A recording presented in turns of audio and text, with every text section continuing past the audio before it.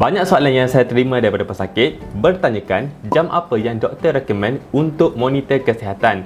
Boleh percaya ke tak jam ini dan jenama apa yang sesuai? Jadi pada video kali ini, saya akan kongsikan 5 ciri wajib yang patut ada dan perlu anda cek sebelum beli jam kesihatan ataupun fitness ini. Ini adalah pandangan peribadi saya sahaja, bukan nak kata wajib follow ataupun tidak. Tapi bagi saya, 5 fungsi ini sangat penting untuk kita track aktiviti kita semasa kita bersukan.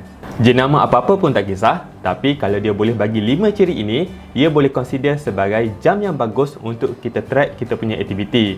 Anda bersama saya, Dr. Ikram. Tanpa buang masa, jom kita saksikan.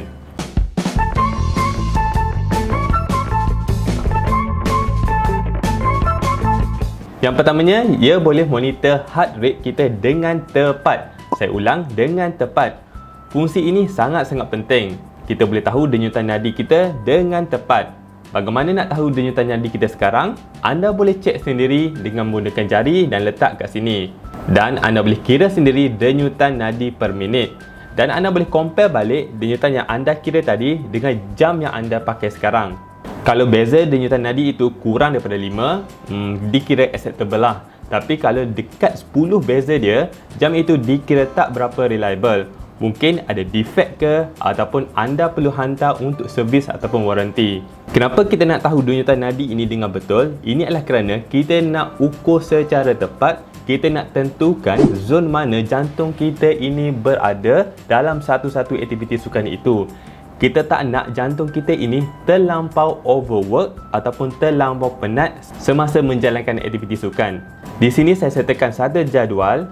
Anda boleh lihat di mana denyutan nadi itu berada dalam zon-zon tertentu semasa berexercise.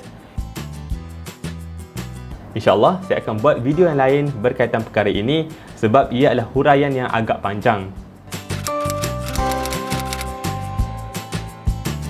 Fungsi kedua yang perlu ada ialah berkenaan GPS tracking. GPS ini perlu ada untuk kita track kita punya pergerakan kita dan jarak yang telah kita lalui. Contoh, kalau kita buat sukan jogging ataupun running, GPS ini akan calculate kita punya distance dan route yang kita telah lalui. Jadi, senanglah kita nak set target sama ada 5km ke, 10km ke ataupun half marathon. Dan bila adanya built-in GPS dalam jam ini, penting supaya kita lari tu tak perlu membawa handphone.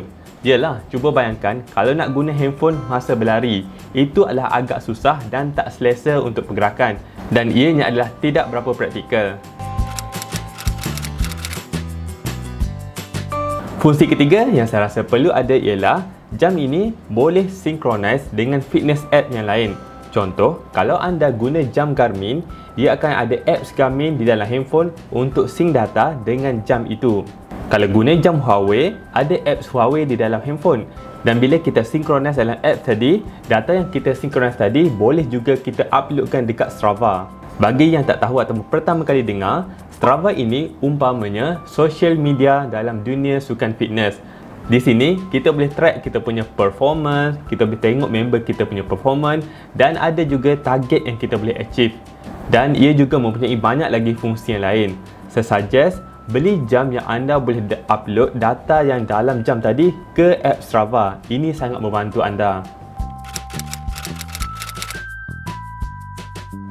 Yang keempat pula, bateri itu perlu tahan lama. Pilih jam yang mampu bertahan lama. Bagi saya personally, saya kurang berkenan kalau jam itu perlu charge sentiasa.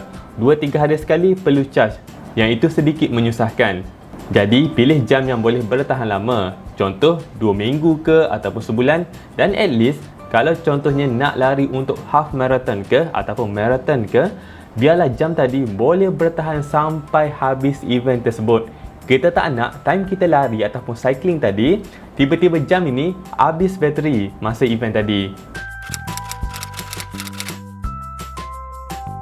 Dan yang kelima, jam itu perlu sesuai untuk aktiviti yang kita akan lakukan.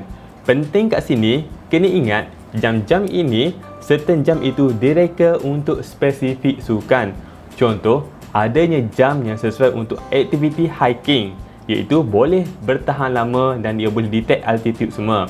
Boleh detect set dengan repetition. Ianya penting semasa buat workout dekat gym. Ada juga jam yang sesuai untuk detect swimming ataupun detect motion semasa swimming. Yang ini penting bagi sesiapa yang nak masuk triathlon ataupun Ironman. Dan ada certain function jam itu boleh detect kita punya jumping dan ia yang penting untuk aktiviti sukan skipping. Bukan semua jam ada fungsi-fungsi ini. Jadi pilih jam yang sesuai untuk sukan yang kita minat. Kalau nak pilih jam yang all-rounder pun boleh, tapi mungkin modal tu agak tinggi dan mungkin cecah 2 hingga 3 ribu ringgit. Last sekali, ini hanyalah pandangan peribadi saya sahaja. Mungkin keperluan saya berbeza dengan anda. Sekiranya anda rasa video ini bermanfaat dan berguna untuk anda boleh tekan like dan subscribe di bawah. Sehingga berjumpa lagi. Assalamualaikum.